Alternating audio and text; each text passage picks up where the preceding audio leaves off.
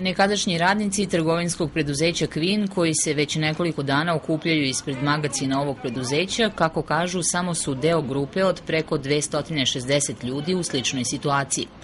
Njima se, u zavisnosti od toga kada su ostali bez posla, duguje od 3 do 6 plata, kao i doprinosi u 2012. i 2013. godini.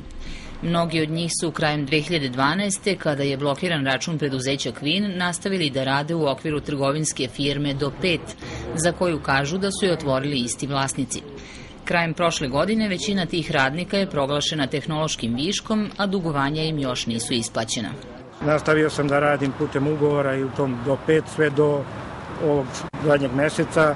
TP Kvin kao TP Kvin ostao je 3 meseca u 2012. neisplaćeni neto zarade i 2 godine staža na celu 2012. i 2013. kao i svim ljudima koji su ovde sa mnom zajedno radili.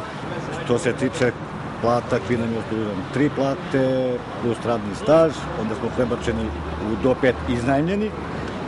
Znači radio sam do 31. decembra, tu su ostao isto 3 plate i to tehnološki višak je bio da za nas više posla nema. Još uvijek sam na odmoru ovaj mesec. Meni se duguje nešto malo više nego kolegama.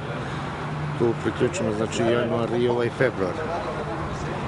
Što se tiče otpremnine ne spominje niko. Jedino što znaju da kaže to nema i nemamo odakle. Radnici dodaju da je više od 20 prodavnica, koliko ih je bilo krajem 2012. tokom prošle godine svedeno na samo 6. Trenutno je imovina preduzeća Kvin data u zakup firmi Podunavlje iz Bačke Palanke, koja je zadržala oko 40 radnika.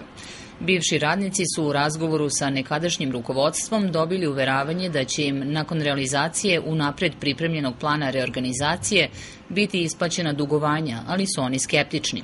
Ukoliko se to ne ostvari, radnici najavljuju radikalizaciju protesta.